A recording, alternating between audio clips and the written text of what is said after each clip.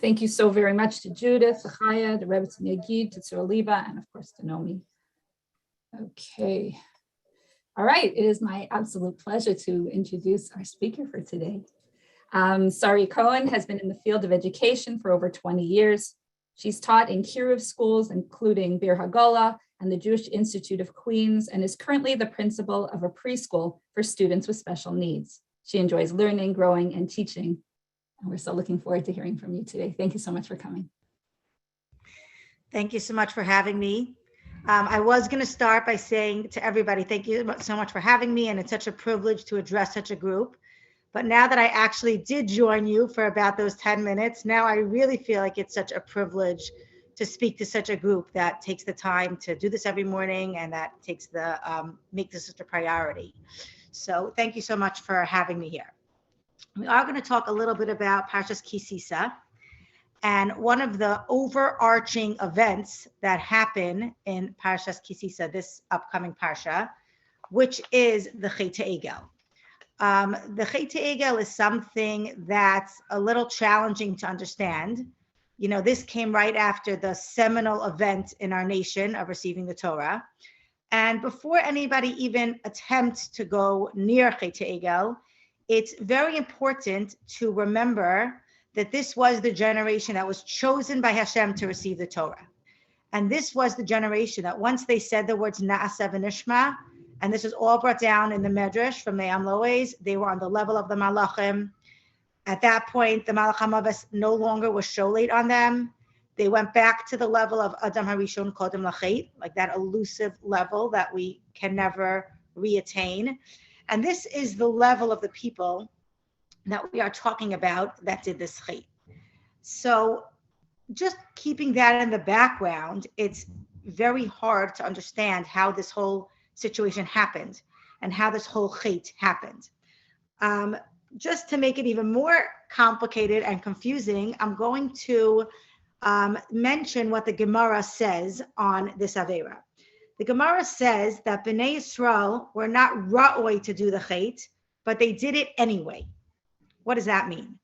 And Rabbi Yeshua ben Levi says on this Gemara that Klal Yisrael only did the Egel to give an opening to Bali Teshuvah. And Bali Teshuvah in the term of anybody who could do Teshuvah, not that general term of somebody who was completely changed their life around to become Baal Teshuvah. And Rashi explained this by saying at that time, Bnei Yisrael were on the level that they ruled over their Yetzer Hara. And they really were not on the level of doing this Avera, but it was a Gezeras Melech, and that's why it happened. So that's something that a lot of us can have a question about, and the Maharsha has that same question, which is Hashem runs the whole world, Hashem is in charge of everything. But we were given in a Masorah that there is one thing that Hashem is not sholate on, and that is Yirah Shamayim. Akol b'dei Shamayim chutz mi Yirah Shamayim. So how can we say that Bnei Yisrael did a chet because it was Gezeras Melech? Hashem explicitly says no. In terms of Yirah Shamayim, you have control. Hashem doesn't have control. So the Maharsha has a lot of questions with that, and he says it can't be that this was Hashem's Gezerah. And he says something that is so fascinating. And he says that really there was, on whatever level, and we have to be so careful when we go into that, there was some lapse in Yirah Shamayim. And if you go a little bit into it, it really it comes down to, it was 0.5% of Bnei Yisrael did it, and everybody else didn't stop them. And it was on the level where they really thought it would just replace Moshe as the messenger of Hashem, like all of these explanations. But the fact is that initial lapse on whatever level was Bnei Yisrael's. But the Maharsha says two things. He says, even if someone has an initial lapse, they make a mistake, they do an Avera, two things should have still protected them from the Avera. One of them is, he says, Torah matzelas. That's how it is. If someone does something wrong, the fact that they're learning Torah in an environment of Torah, I think it's actually the power of learning Torah, that should protect them from an Avera. And the second thing he says was that it says, B'derech she'adam rotzeh lechmo lichenoso. The path the person goes in, he's led in. What does that mean? When a person puts his attention towards the path of becoming close to Hashem, and not just this in his mind, but actual physical, concrete steps towards becoming close to Hashem, he gets that extra shmira from doing an Avera. So he could do this initial lapse. He could have an initial gap in this Yer Shemaim on whatever level, but he should have had that Shmira to protect him. And then the Maharsha says, yes, they should have had that Shmira, but Hashem removed that Shmira in this time to teach us about the power of tshuva. So a lot of interesting, very powerful concepts. So basically, we learned three concepts here before we go further into the one that we really want to address. One, just the concept of Torah matzelas. Torah saves. It's just an unbelievable concept. It's like, for example, for many, many years, people died from certain diseases, and then penicillin was invented. So if we really think of Torah in the terms of when somebody learns Torah, when somebody's pushing themselves to learn Torah, supporting somebody who's learning Torah, that actually has the power to save from a physical power to save. That's one idea. The second idea, which to me I found the most fascinating, is that if somebody really puts their mind to become close to Hashem and puts their mind to be a person who is, this is the derech I want to go in, they will have an extra shmira to get there. So that doesn't mean they won't fall, they won't make mistakes, they won't do things like that, but they should know their efforts are leading towards that extra shmira. And then the third thing is obviously the power to do tshuva, which is really what we're going to focus on. So why are we talking about tshuva now, right? Tshuva is something that we generally save for Rosh Hashanah, Yom Kippur. That's when we have all the stories of tshuva, you know, the boy who cries when he hears the shofar, the captain, the Russian captain who hears Kol Nidre and comes back. Those are all our big dramatic tshuva stories. We really save them for Rosh Hashanah, Yom Kippur. So why tshuva now? Like, it's just an interesting time to do tshuva. And there's two answers to that. First of all, we know that a lot of times when somebody will speak or when we'll learn something, we go back to the parsha of the week. There is a certain power in the parsha of the week. It's the power of that time. And this is the parsha of Chet Egel, which we're now learning is really the main reason for this whole scenario and this whole event is to teach us about the power of tshuva. So there is a reason why the power of tshuva is coming in now. The second thing is that tshuva is something that we kind of like relegate to the back of our minds and really attach it to Rosh Hashanah Yom Kippur. And in a way that's right. You know, every Yontif has a certain sign. Tisha B'Av has crying. Adar has simcha. But tshuva we really relegate to Rosh Hashanah Yom Kippur. And we forget that tshuva is also a daily mitzvah. I actually looked it up in the book of mitzvos, but it's right here. Tshuva is one of the regular mitzvos that we do every day. When you go through the details of the mitzvah, it's brought down the 4 steps of tshuva that we learn about, the feeling bad, leaving the avera, right? Aziva sachet, charata, kabbalah al-asid, giving ourselves plans that we won't do it again, and vidoy, right? Saying tshuva. That's an actual daily mitzvah. And I think the reason why it doesn't get so much press is because we save it and we reserve it for that time of Rosh Hashanah and Yom Kippur. So, okay, we understand why it's this week's parsha. We're talking about Chet Egel, spiritual connection. So why this topic?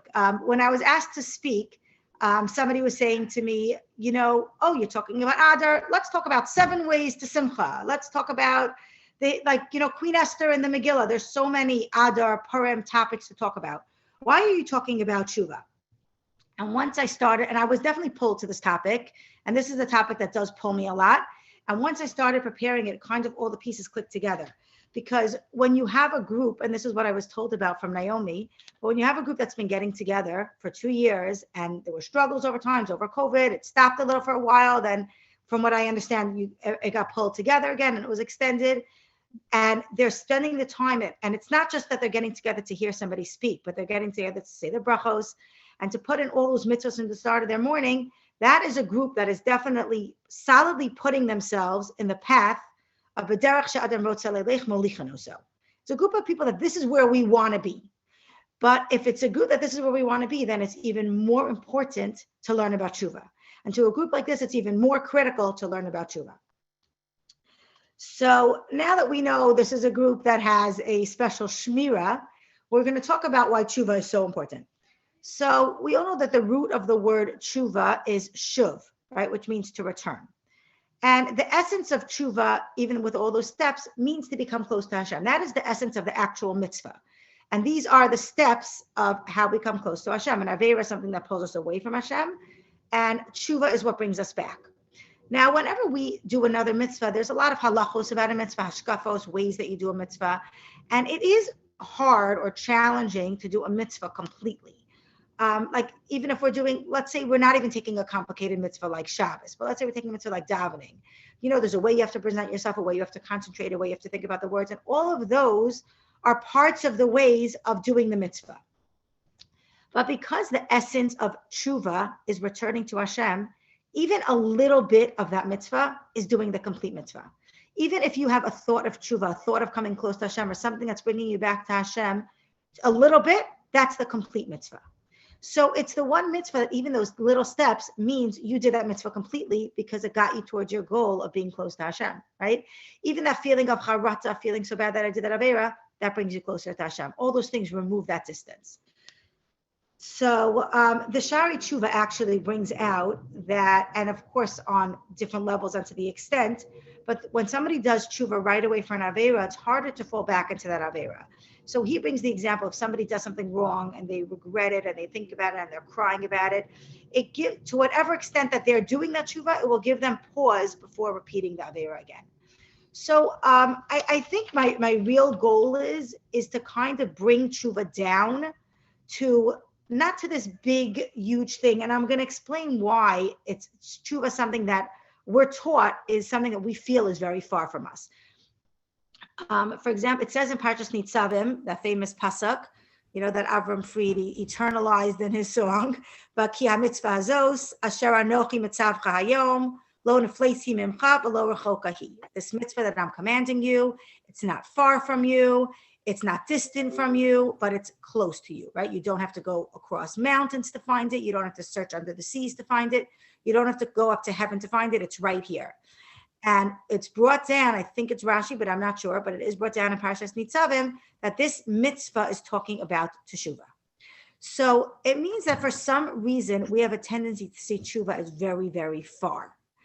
I think that part of the reason could be is because if we're waiting to Rosh Hashanah Yom Kippur, and then combined with the awe of judgment, and we have this huge laundry list of what we're looking at that we did over the year, it's incredibly overwhelming. This mitzvah seems very far. How does somebody do tshuva on all the averos they did?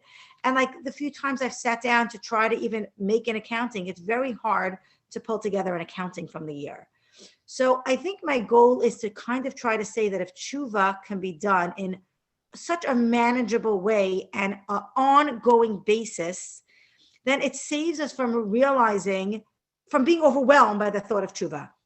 And the Chavetz Chaim says something very interesting. He says, why is it that tshuva is something that's so distant and that Nitzavim is bringing out that this is so distant? The Yetzer Hara tries to convince us that tshuva is very distant, which is why the Torah has to tell us and Hashem has to tell us in Nitzavim, no, tshuva is really very close. And I think it's very simple. Why? Tshuva is the only mitzvah that we have that can actually remove our chet, and we know there's two types of tshuva. If we do tshuva from yira, then it removes the chet, but if we do tshuva from ava, it actually turns it into a mitzvah. And if we would think for a minute about that concept, we learn so much about the fear of the chet and the awe of chet, and it really is a serious thing when we do an avera. And then Hashem saying, you did an avera, even the most terrible avera, and we go through the examples of the averos that were done in the Torah, terrible averos, killing, infidelity, all these averos, but Hashem is still saying tshuva can fix that. It's like we're so used to it, and we're so conditioned with knowing, oh yeah, tshuva. But if somebody would really tell you, you can fix this, let's say somebody is in a case, a drunk driving case, or a case in an actual court. Imagine the judge saying to them, this is your case, 20 years to life, or this amount of your home, your estates will be seized. Or you can go through the process of tshuva, real regret, admitting you did wrong, making amends. It's just like it would be an unfathomable thing to us that that's an option. So the Yetzer Hara sees this and sees this incredible potential that we have to actually fix the things that we do wrong. And he's like, no, this is so far from you. This is so overwhelming. This is impossible for you to do. Tshuva is not for now. We'll save it for Rosh Hashanah. It's these big dramatic stories. That's not what tshuva is. And we have to kind of pull back to us that no, tshuva is something that could be part of our day-to-day life. Like I like to say, really, when we talk about tshuva or mitzvah, we want to try to fit it in between the carpool, the making supper, all the other things that we're doing so that it becomes doable to our life. And not saying I'll push that when I have time, till when the kids are out of the house, till when things calm down, till while I'm not working. Tshuva is something that we can kind of do in those small increments. Rav Hutner wrote a letter to one of his students where he was talking about the Gedolim biographies. Let me just check the time. And, oh, wow. Okay, so he was talking about the Gedolim biographies, and he was like, I guess, expressing like something that bothered him was that he felt that the Gedolim biography started when the Gedolim were already at the level of like, I don't want to say perfection, but of greatness, learning a tremendous amount of Torah, doing a tremendous amount of chesed and mitzvahs. This is where the Gedolim biography started. And he says it would be so beneficial for people if they were seeing the rise and fall of the Gedolim, the challenges, the mistakes that they made when people didn't want to accept them, when they did things wrong. That would be the real growth for people, because our goal is not to ever win the battle. We're not going to win the battle. We're going to fall and lose battles. That's part of our nature as human beings. Our goal is to win the war and to be at the place where we want to be. But so yes, we don't always necessarily get those stories from Gedolim. But the funny thing is that where we see all those stories of the biggest, greatest people doing Averos without mincing the Averos at all, without in any way covering it up, in the Torah. In the Torah, every great, incredible person that we can't even understand, it talks about their Averos. It talks about the things that they did wrong, the little things, the big things, It talks about, so I did go through a few examples, but if you'll go through Navi and Chumash, they'll talk about the Averos that Yaakov did when he said to Paro, I feel old. That was a wrong thing. He was punished for it. We talk about the Averos of David. As a matter of fact, we do talk about how Chet Egel teaches us that anybody could do tshuva, even as a group or community. But the story of David and Bathsheba teaches us that even an individual can do tshuva. So we talk about this explicit Chet out in the Nevi'im, the Ksuvim, where everybody can see it, to show we don't have to be afraid of a Chet. A Chet is not something that we hide, that we're ashamed of. A Chet is something we have to address and do tshuva for. And when we go into the fact that we don't talk about Chatam, we don't talk about the things we do wrong, and everything everybody does is perfect, then we lose that opportunity to actually do tshuva for the Chatam. Sometimes the story of Rabbi Akiva is so inspiring because, he reached that unbelievable level of accepting Hashem's will, right? Ba'ava, when he was killed. But when you go through all the steps that he started, they don't mince any words. It says that in the beginning, when he started, he used to say, if I saw a Talmid Chacham, I would want to bite him like a dog, strong enough to break his bones, like a donkey, strong enough to break his bones. They're not mincing where somebody came from. They're not mincing the Averos that somebody did wrong and the things that people did wrong. So the Baal Shem Tov says on this that Sheva Yipal Tzadik V'Kam, right? Famous pasuk, a tzaddik falls 7 times and gets up. So how do we explain it? What makes somebody a tzaddik? They fall and they get up. And it's the fact that we keep getting up. But the Baal Shem Tov says something different. You know what makes somebody a tzaddik? The falling. If we didn't fall, we wouldn't be able to get up and to be able to grow. It's the falling. It's the constant falling and picking ourselves back from the falling. That's what makes somebody a tzaddik, and that's what makes somebody great. So that's our first approach. A step back is not a failure. It's a learning process. We're learning about it. So let me just go a little bit into the first steps of tshuva, and I definitely do want to get to a few practical steps of how we can incorporate into our daily life. So the Chazon Ish is a lot of what we're saying is coming from The Power of Tshuva by Rabbi Heshi Kleinman. So it is a great book. It is something that it is good to go through before Rosh Hashanah Yom Kippur. It's like a 40-day learning program, but a lot of what we're saying is coming from here. So the Chazon Ish had a student that went over to him and said, every year, Rosh Hashanah Yom Kippur time, I think about tshuva and nothing changes. And the Chazon Ish answered him, even the herhure tshuva is worth it. Even just thinking about tshuva is worth it. So that's the first thing. Any teeny step that we make towards it is already worth it, is already complete in itself. There are 2 stories that are brought up here, and then there's 2 stories of my own that I'm going to share about that small step and where it leads. There's a book, Tales Out of Shul, by Rabbi Emanuel Feldman. Excellent book, written very well, very interesting. And he really talks about the growth of Atlanta, Georgia as a community, and now it's a really strong Shomer Shabbos community. But he says that when he came in the 1950s, there was not even a Shomer Shabbos minyan. And after that first Yom Kippur, he got up and he spoke to the congregation, because everybody comes to Shul Yom Kippur, and he said, I want everybody here to pick one small thing and keep it for the whole year. And from that beginning in the 1950s, we now have a flourishing from Jewish community, mikvos and shuls and schools, and a lot of really strong things that are coming out of there from that step. But this this is the one story, I've never heard this before. And to me, the story is literally mind-boggling at the level where it's coming from. A man went over to the Mashgiach, Rav Chachko Levenstein, and said to him, I'm having a very hard time doing tshuva. I can't do tshuva, right? It's too much. I can't do it. I always try and I can't do it. So, and I'm assuming his tshuva was in the terms of Shmiras Einayim. So Rav Chachko said to him, pick one street that you're going to watch your eyes on. One street that you're going to be careful with what you're looking at, one street. The man came back to Rav Chachko and said, I could not do it. It was too hard. So Rav Chachko said to him, pick the beginning of the street and you'll find that support Hashem will help you. So to me, that if anybody is ever struggling, this type of nechama that Rav Chachko could say, the Mashgiach could say, the beginning of the street is worth it. The beginning of the street is unbelievable. So like we mentioned, I did teach in Kiryas schools a long time ago. I miss it. It will always be like my first love. But I wanted to bring up a story of one of my students, a 12-year-old girl at that time. And we were learning about kosher. And again, these were girls, their families weren't from, nobody was from, there was zero support at home. And they would go often to eat at McDonald's, Burger King, whatever was around at the time. And she said, I know that we're learning about kosher, but like how? I'm 12 years old. I don't make my own food. I go to Burger King. I love Burger King. So I said, okay, maybe we'll start from the beginning. I don't remember if this was my idea or hers. It might have even been hers. When you go to Burger King, it's not kosher. The burger isn't kosher. Nothing is kosher. Take the cheese off the burger. And that's where she started.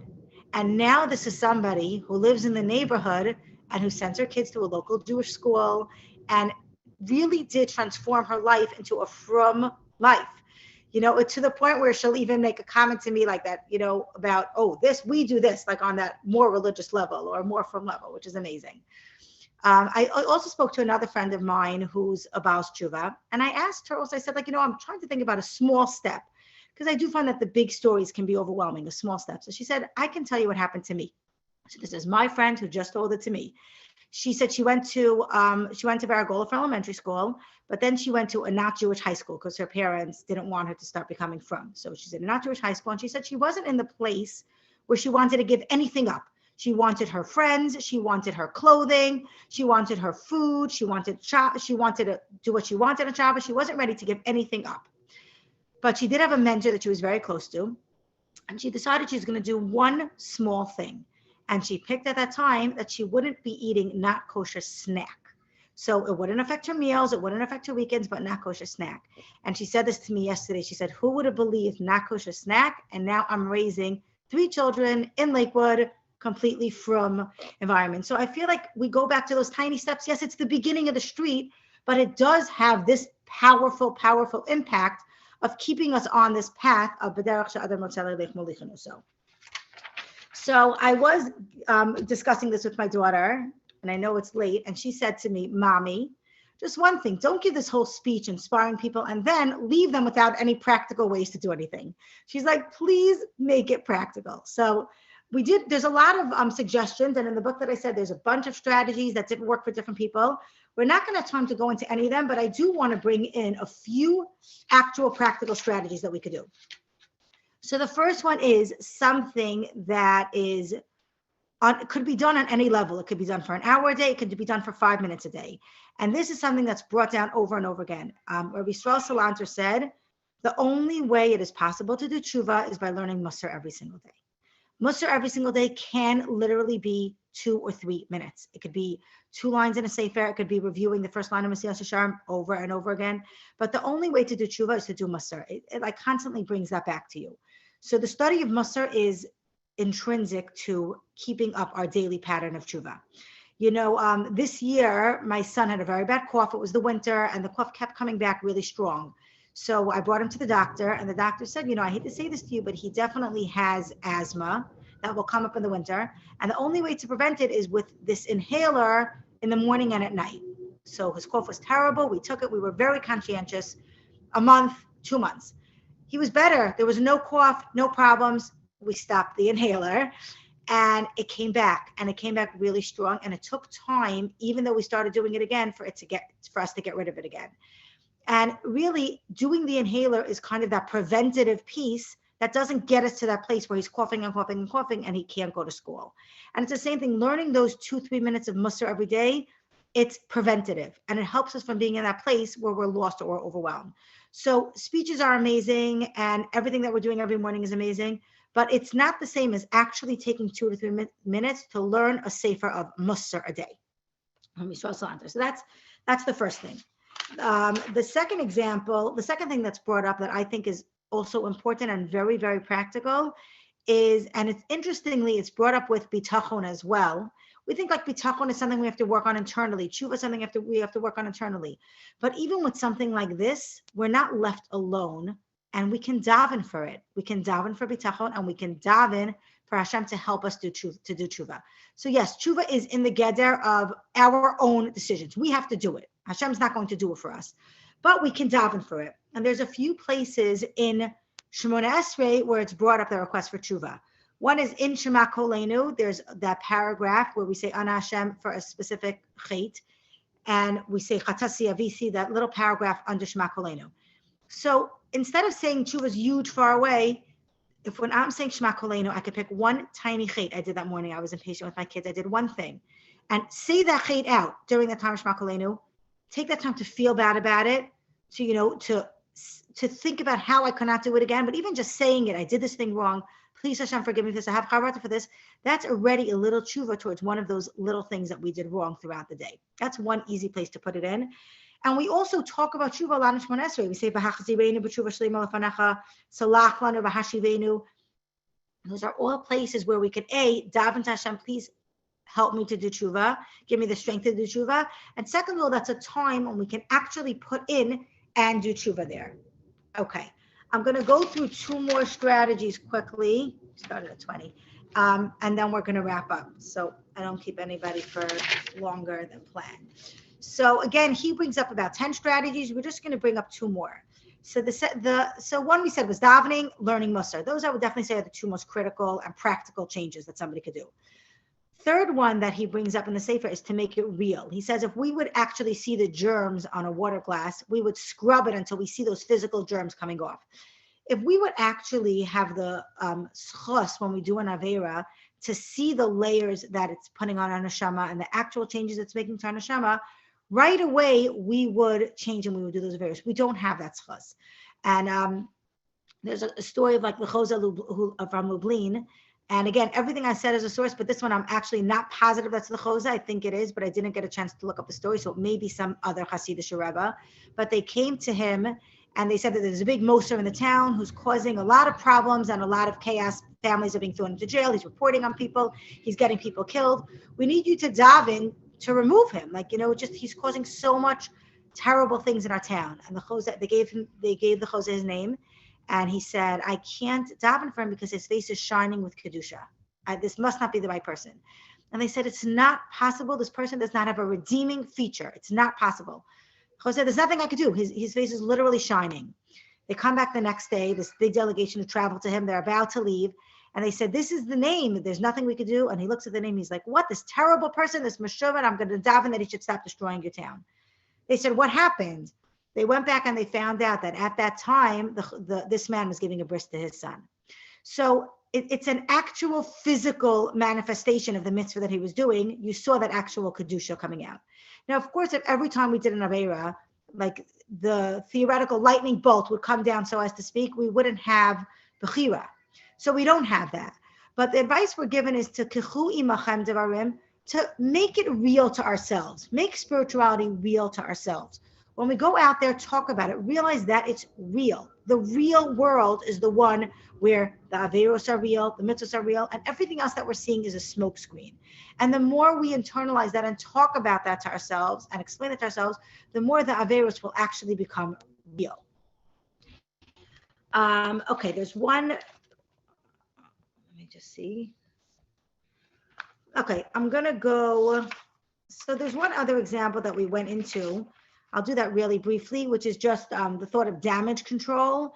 And I think this is why tshuva is so powerful and why this is something that naturally we feel is so overwhelming and so far from us.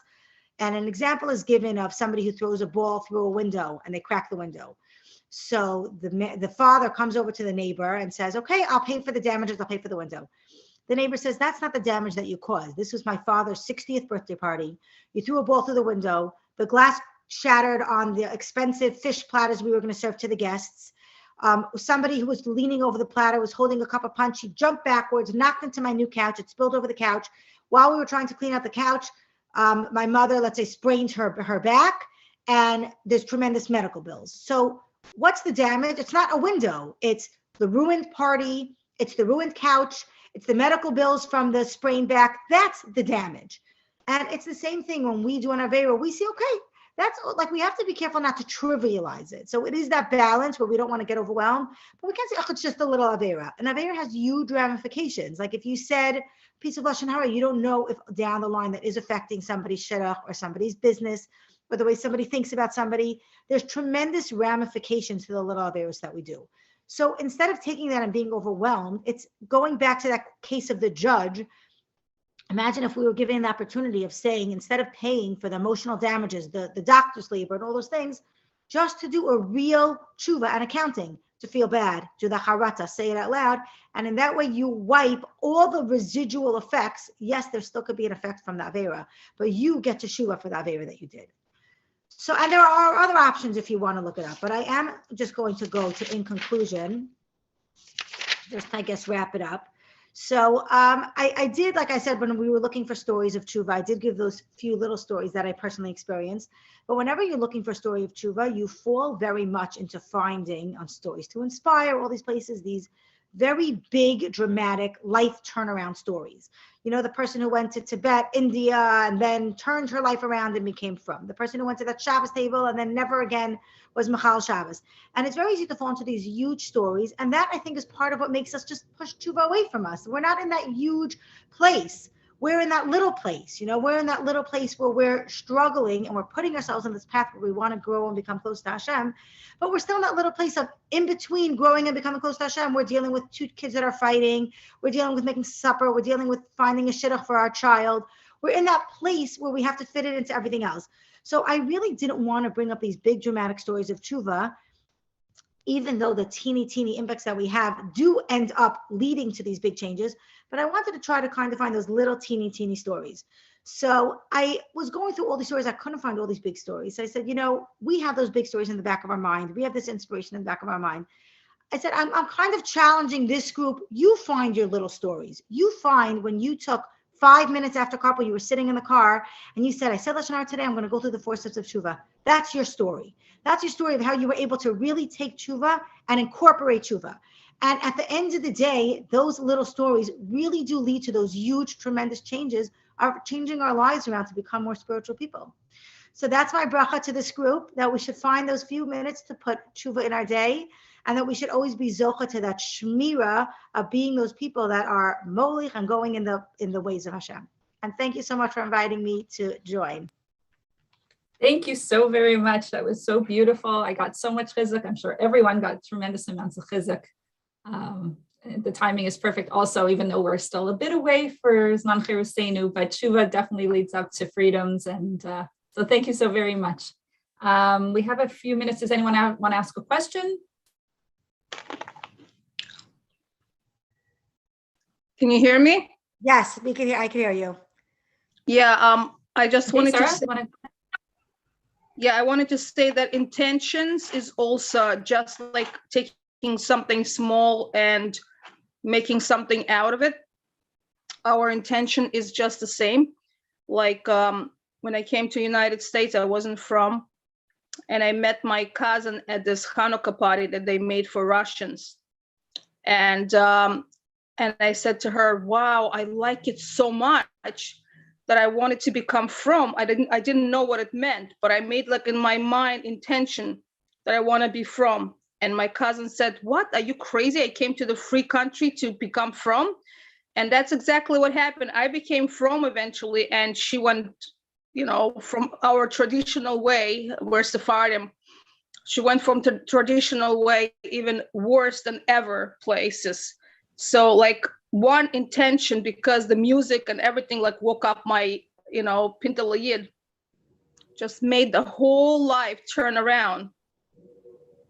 Yeah, that's Thank you amazing. for yes, what you were saying was really, really very special. I enjoyed every word. Thank you. Thank you. Thank you. I want to say thank you, Sori. Your speech today was so powerful. I think it's such a beautiful. Nobody brings to light to do tshuva and how to do tshuva, and you inspired me. I want to share this with people. Maybe it'll help them too. I took the back of a notebook, which is easy to access, and I wrote a list, a tshuva checklist of a couple of questions to ask myself every night, so to make it practical. I think your inspiration really did that, and I think it's easy questions that. Because sometimes it's so overwhelming. It's like, what did I do today? I don't know. And it's like, then life just takes it away and it doesn't happen.